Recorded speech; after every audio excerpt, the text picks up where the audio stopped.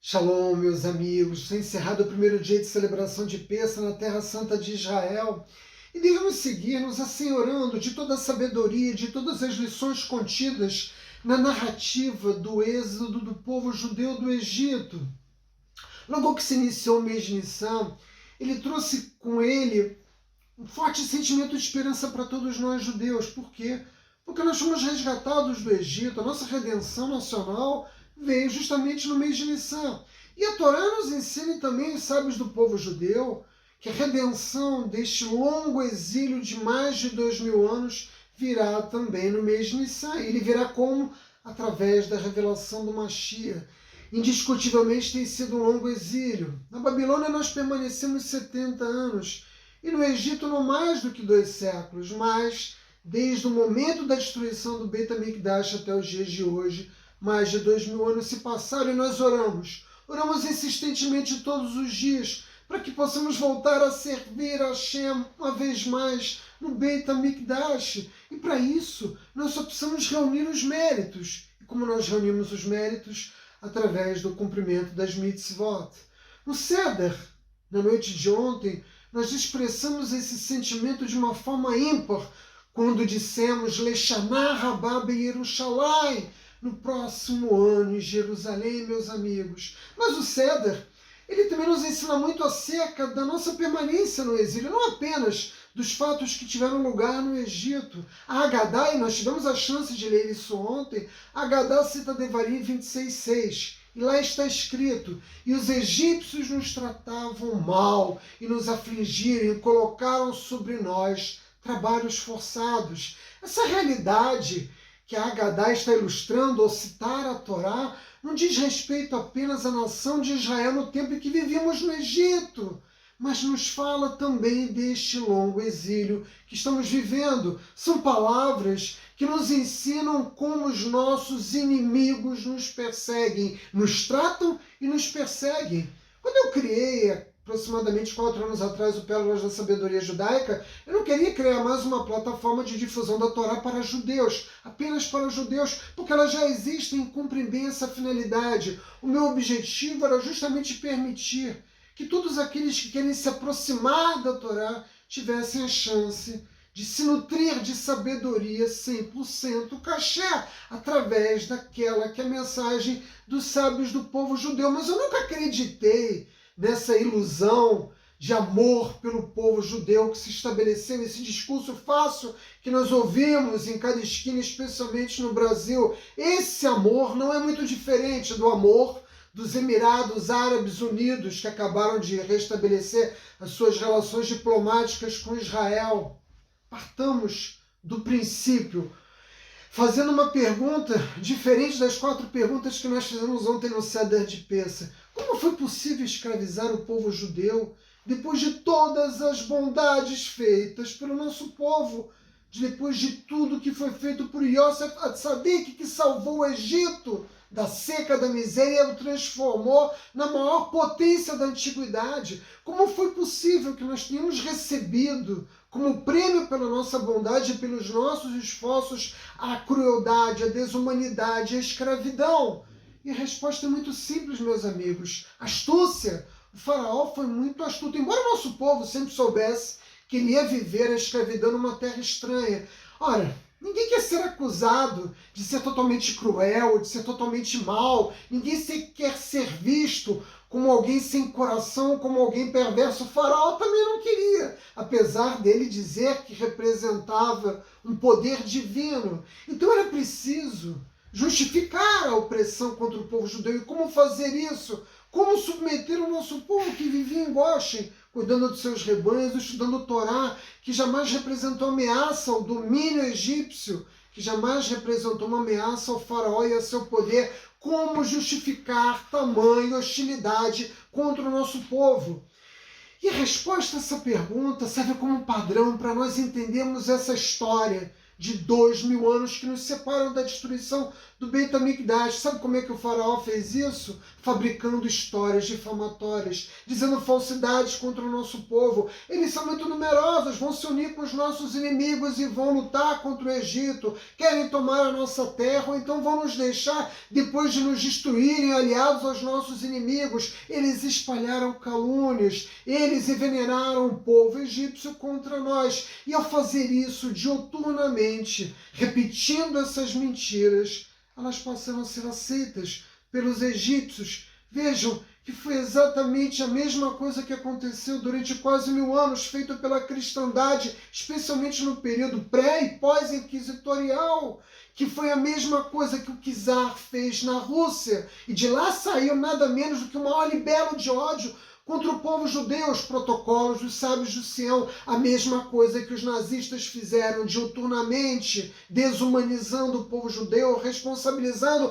pelos problemas que a Alemanha enfrentava depois da derrota da Primeira Guerra Mundial. E vejam o que é feito hoje nas Nações Unidas, um discurso de ódio permanente, contínuo contra o Estado de Israel. Depois disso, toda opressão contra a nação de Israel se tornou legítima, se tornou justificável. Os egípcios nos fizeram mal, depois, de nos caluniarem e nos afligiram com o trabalho escravo.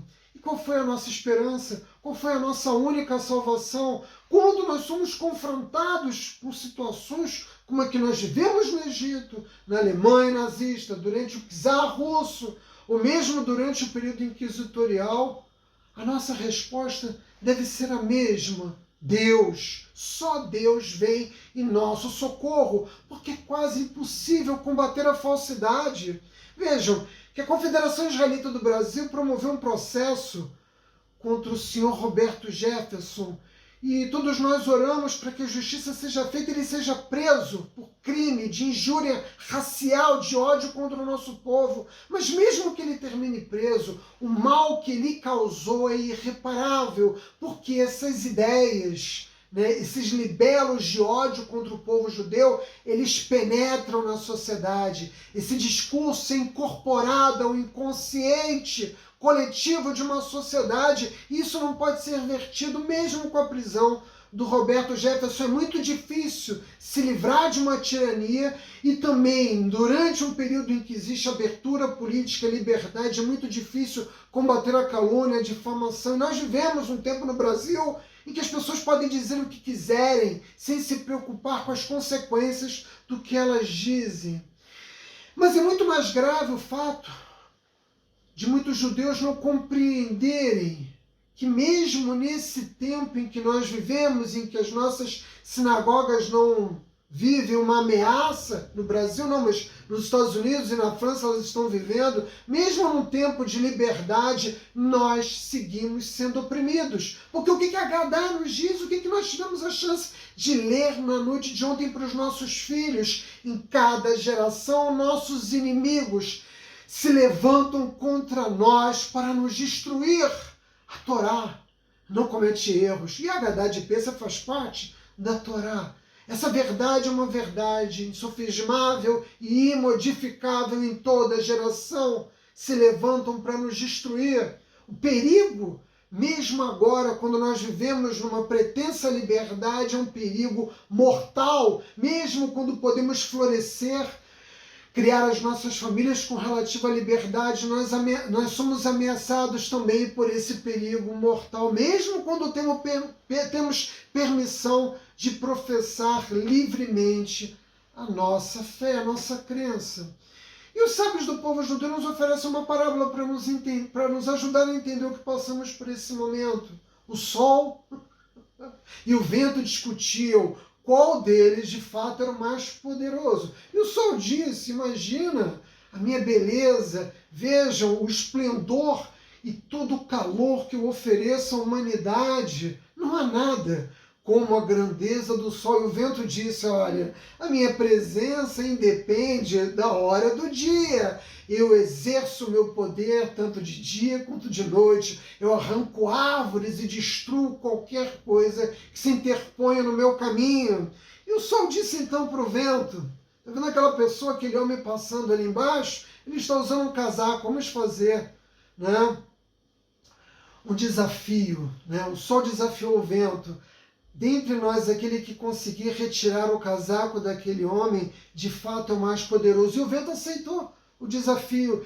E o vento começou soprando sobre aquele homem, ele começou a sentir frio, aproximou as pontas do casaco dele, o vento seguiu cada vez mais intenso, ele subiu a gola do casaco, mas efetivamente ele não tirava o casaco, e o vento continuou soprando até que o homem fechou o casaco, e ele se aproximava cada vez mais, porque o frio era muito intenso, e ele se aproximava cada vez mais, o casaco mais fechado, cada vez mais próximo do corpo. E o vento percebeu que não conseguiria fazer aquele homem retirar o casaco.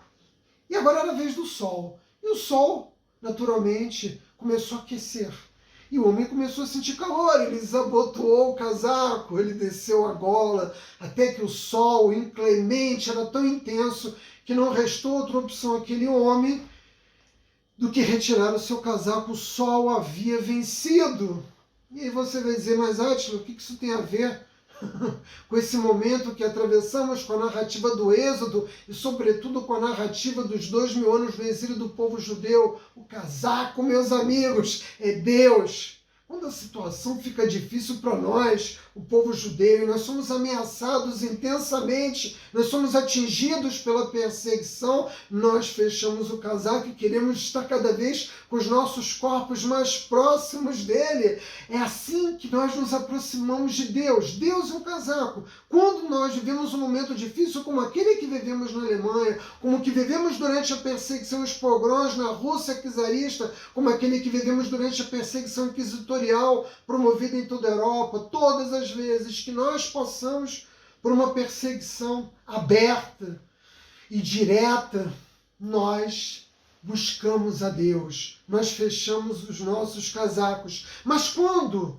isso não está claro para nós, quando nós temos liberdade, quando nós não enfrentamos a perseguição, como era o caso da Alemanha pré-nazista, o nosso povo fez o quê? Abriu o casaco, afrouxou o casaco, baixou a gola, baixou as suas defesas, achou que o que Agadá diz, que em cada geração se levantarão nossos inimigos contra nós para nos destruir, que esse perigo havia desaparecido. E o que os alemães fizeram? Tiraram o casaco e jogaram fora. Eles deixaram Deus longe das vidas deles. E esse foi o erro. Foi o erro que causou, em grande medida, o Holocausto e a morte de 6 milhões de judeus. Se nós esquecemos de Deus em tempos de paz, de relativa tranquilidade, nossos opressores terão sucesso na perseguição que eles empreendem contra nós, meus amigos.